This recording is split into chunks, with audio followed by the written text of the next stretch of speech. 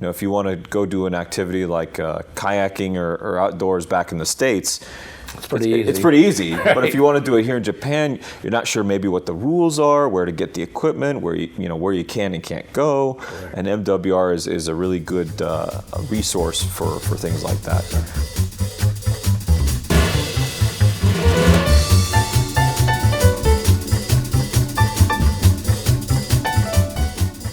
Good evening, Sasebo. Good evening, 7th Fleet. This is Chaplain Lawrence here again with another episode of Chaps with Chaps.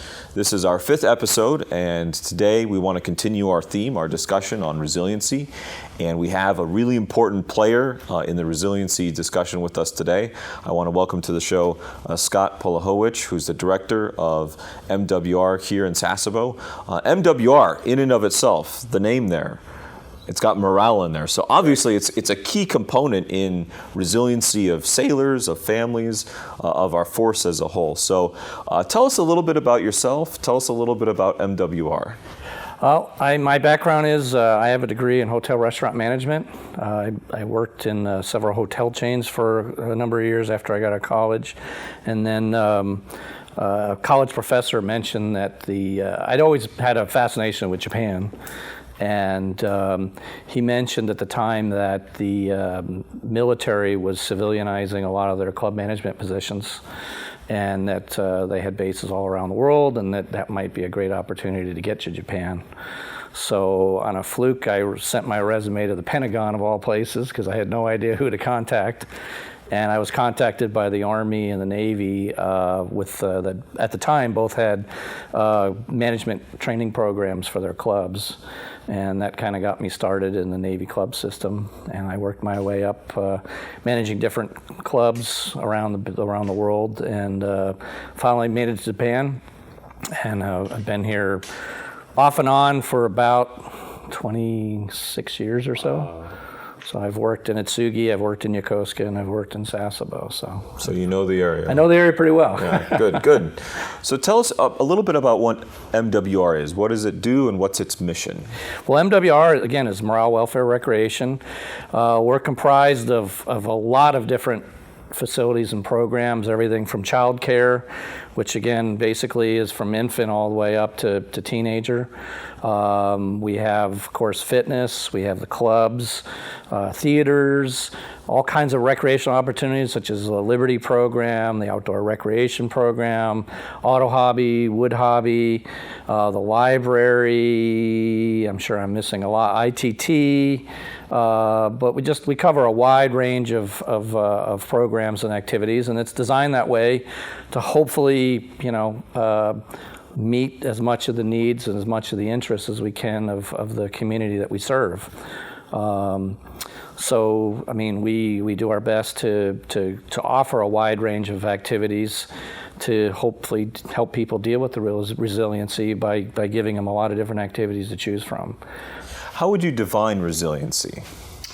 I think basically it's how you deal with stress and hardship in your life. And, I think the military life is hard enough, and then we add the dimension of being overseas. That just adds a new level of complication, that you're away from your families and some of your support system.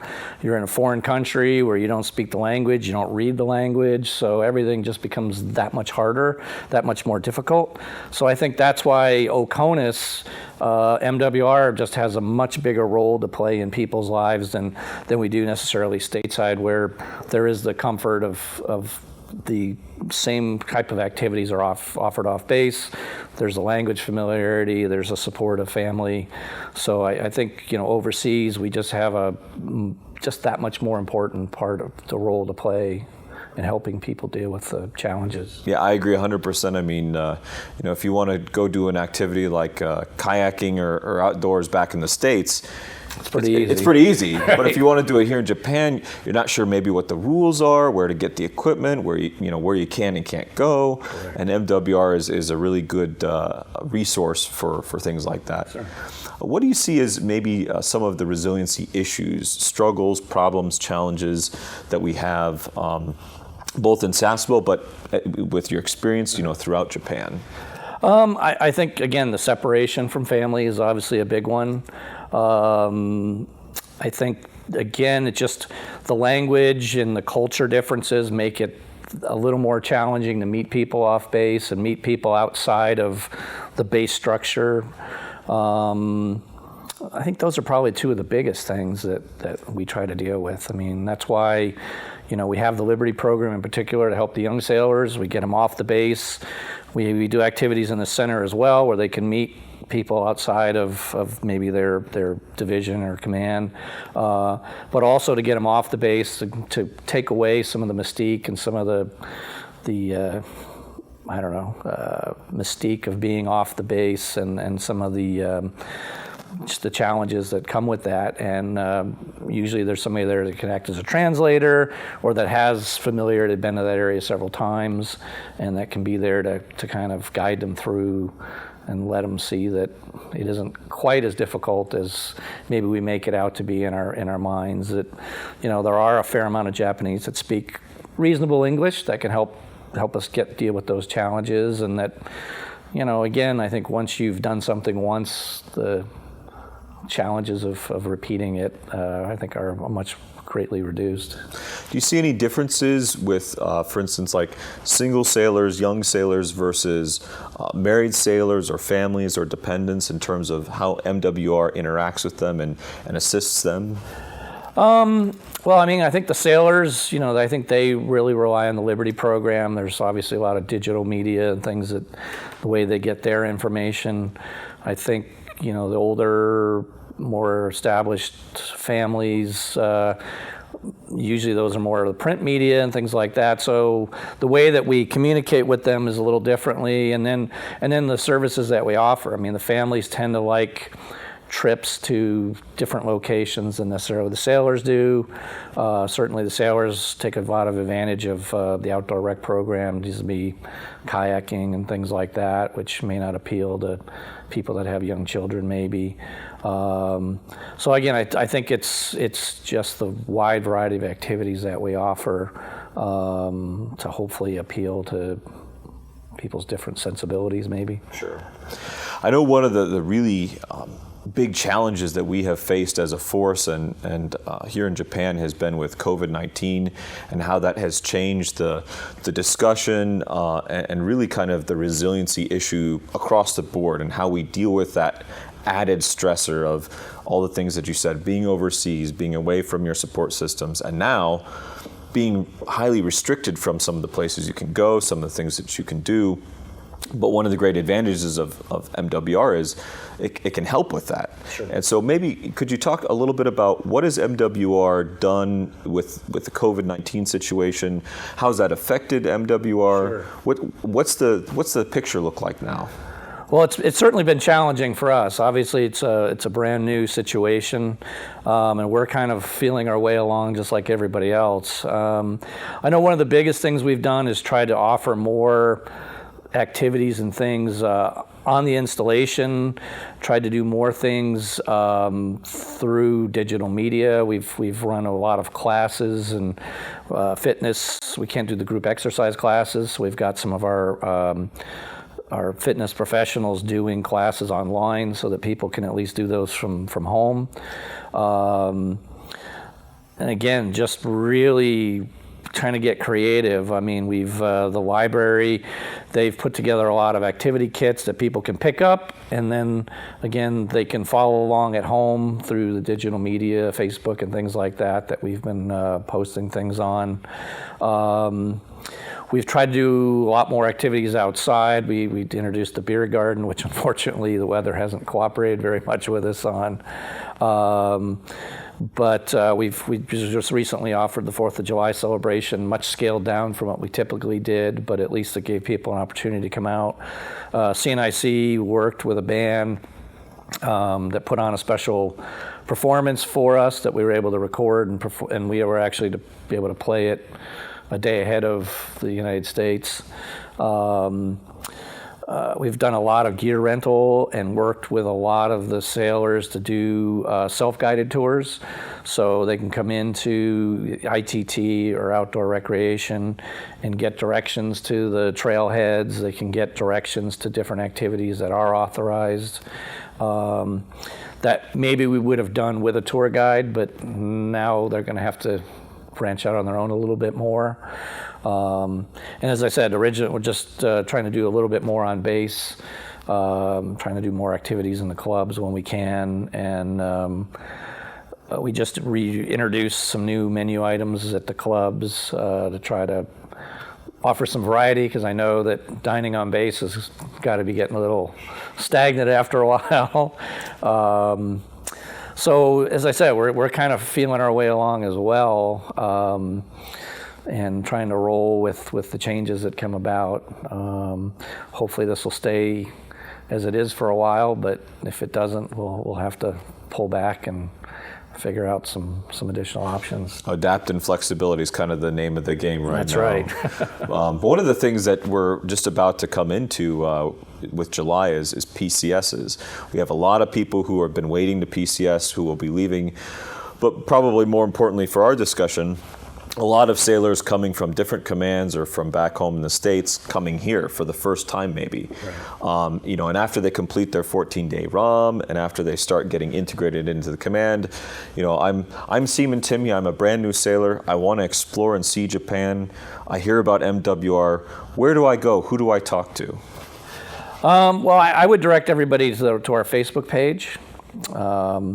But again, on base, a couple of the great locations to go is the ITT office, which is right in Fleet Landing, right near the USO building. The outdoor rec program, which is right across from the CEC, the Community Education Building.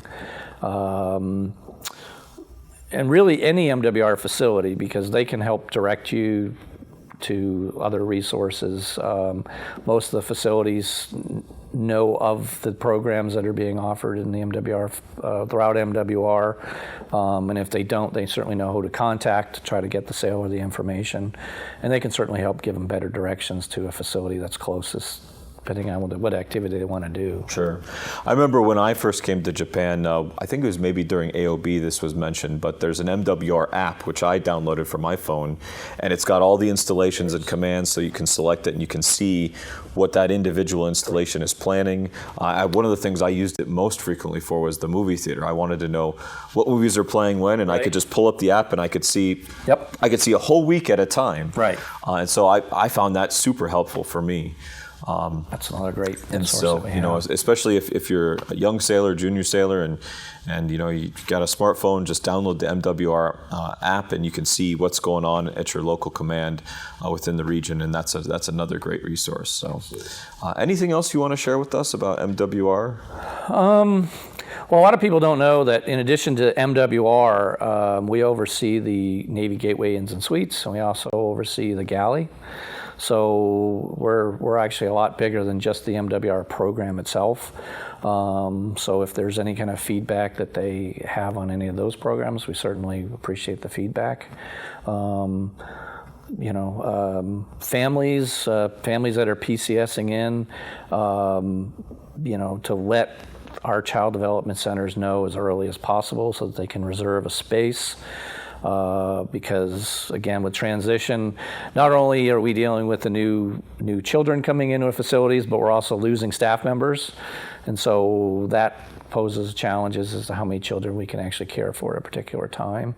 And we want to do the best to make sure that we take care of as many children as possible, especially with families PCSing in. It's a crazy time, and trying to go out and visit houses and get a car and all those new things that families need to do to get set up.